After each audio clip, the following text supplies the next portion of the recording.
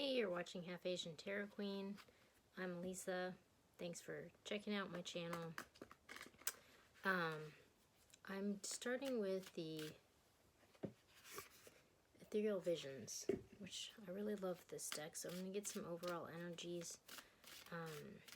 Yeah, there's been like a big, really powerful transformation that's been happening. And, this seems like a continuation of that theme that's been going on. So, yeah, I'm just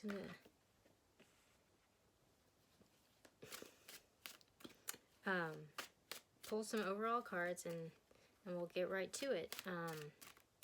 If you're new to the channel, thanks for joining. I'm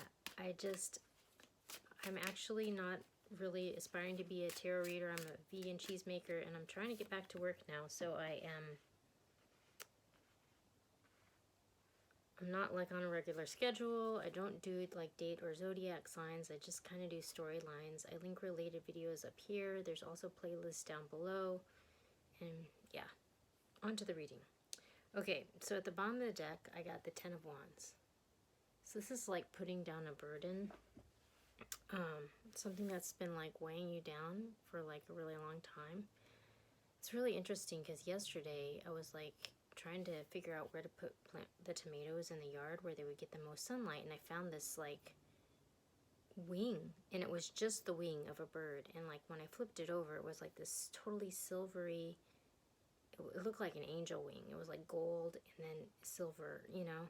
It was beautiful. Like I kept it, but it was just like, I'm like, what does this mean? Like there's got to be a message here, you know, because I get all these messages from the birds. I'll put a link to that up there.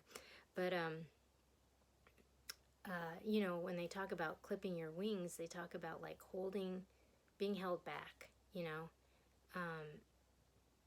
from like flying, from reaching your potential, you know. And this is like all about like sort of putting that burden down. So then we got the Three of Cups, Justice, the Eight of Cups, the Knight of Cups, and the Nine of Pentacles. So wow, this is really, I mean, an extension of that message that I just was talking about, because it talks about like the Three of Cups it's a card of reunion, and it's a card of like finding your tribe or your people, or like reuniting with someone that you really jive with. But then we have Justice. So it's almost like someone's been held back with maybe a burden that's not even theirs, from connecting with their people, you know. And so in order to find their way, it's like they're going to have to walk away from whatever the situation is that's not emotionally fulfilling and walk towards the love, because there's love here for this person. And when they do that, they're going to come into like abundance and independence, be like empowered in their own right. And so this is like really a story of empowerment that's coming through. It's really beautiful. Okay, so then when I go to the Urban Tarot, I have, at the bottom of the deck, I have the Sun. And so it's interesting because all of these sort of have a similar message, even though they're all different decks. But we have the Sun. So this is the brightest, best card in the deck. It's like happiness, fulfillment, family, you know, abundance. It's like everything. And it's like, it starts with dominion, you know. So this is a card of like, in this deck, it's just sort of like almost being oppressed by like someone else's agenda. Is kind of how I take it here, you know.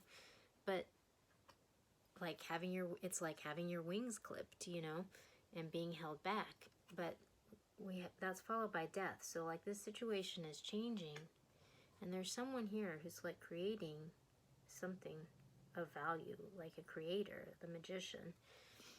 And that's gonna lead to this Ten of Cups, like this total abundance and happiness and fulfillment, you know.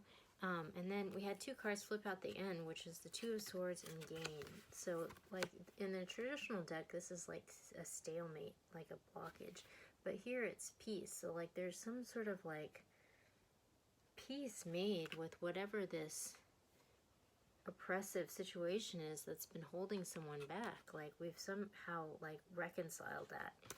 And that comes, now this person comes into gain. And so we have the 9 of Pentacles twice. This is someone coming into their power, like being abundant in their own right and kind of large and in charge, you know? So that's the second time that that's come up, which is, I think, very auspicious. Then when we go to the animal spirit, I have the lizard, the beaver, and then at the bottom of the deck, the cheetah. So this is a really interesting message too, because the lizard is like, this is like someone who is very sensitive, like has this sixth sense, you know, and can tap into sort of like magic, you know, like the magic that's out there. But it's like this person can also get really overwhelmed, and that power can get like kind of sucked out of them if they're just like overstimulated. And so like the message with this card is to sort of like withdraw from the bright lights in the big city, because there's a special gift that this person has, but they're not going to be able to sort of tap into it if they're being overstimulated and distracted by everything in the outer world. Like, this gift is coming from the inside. And then we have the beaver. So the beaver is like a dependable, getter done, like worker, you know, like this beaver is very family oriented, can, you know, and can be relied upon. So it's like almost like it's time to like withdraw from like the stimulants and the bright lights in the big city and like focus on like your own stability and like getting something done. Like, there's something that you have to offer the world, and if you can like stay focused and like focus your energy and channel it towards this, then you become the cheetah. So the cheetah has this light that emanates from it, and the cheetah has this like great momentum to like achieve, you know, anything, as long as they're like in alignment with their passion and their purpose, you know, then this cheetah is like unstoppable force. So it really speaks to this having reverence for this gift and developing it so that you will be able to have this gift to give back to the world, which is really interesting. And then with the mystical shaman, at the bottom of the deck we have the child, which is interesting because this is in the last reading which I just did, which I'll point here, and it was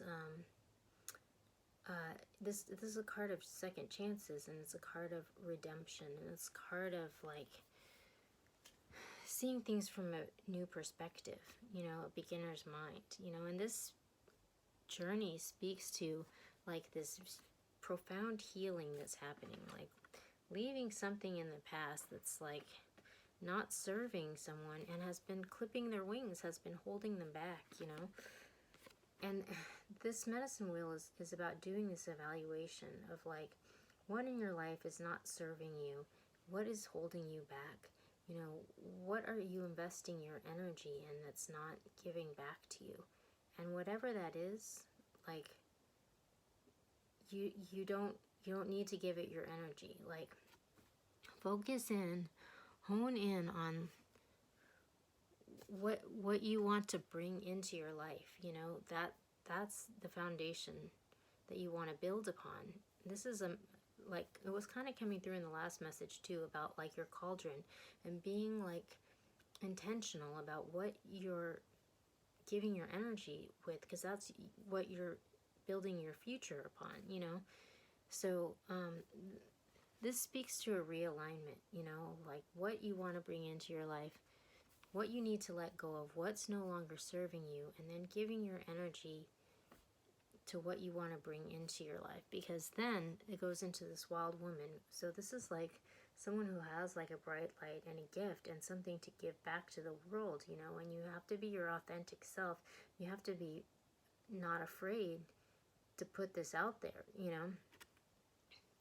But at the same time, you need to be grounded to the earth, you know, and you need to, so it's interesting because this falls right under the lizard, and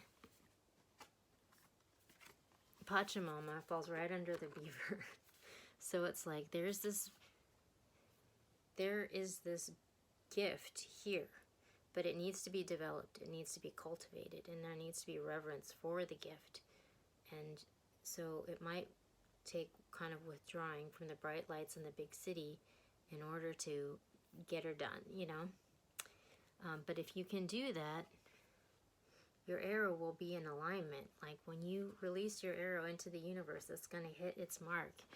And you're going to be this bright light that's emanating this gift to the world. And in doing that, you're going to heal some sort of curse. Like whatever this is that's been holding you back. Like you'll be able to transcend whatever this is.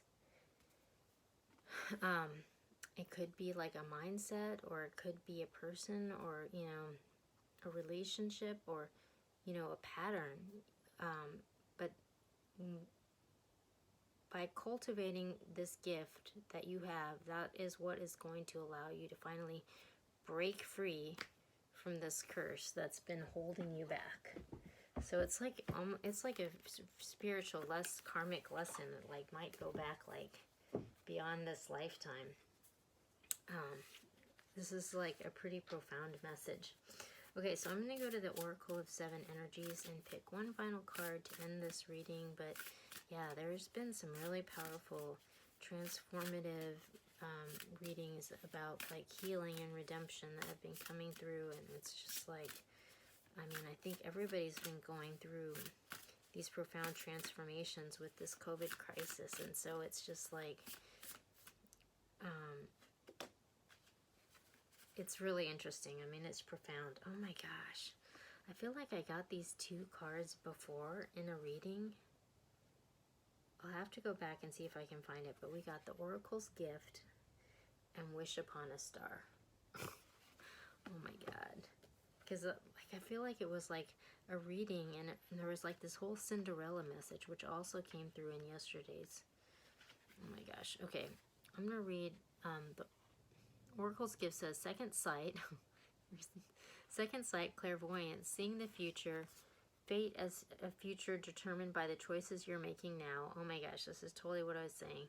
Seeing the signs around you and recognizing potentials versus absolute determinism. So like really being intentional about what you spend your energy on, because that is, you're co-creating your future with that. And then Wish Upon a Star. Intentions based on your desires and aspirations, the act of consciously committing to a vision, sacrificing something of value, gambling on yourself, and trusting that dreams can become reality. The importance of daydreams. Wow. This is like a profound message of manifestation and of co-creation and of empowerment. And being able to use those tools and in learning that gift. Maybe overcoming some sort of family curse or belief system that's held you back, or made you be small, or like made you live in a box. Because this person doesn't live in a box. This person lives in freedom and has like a gift for the world.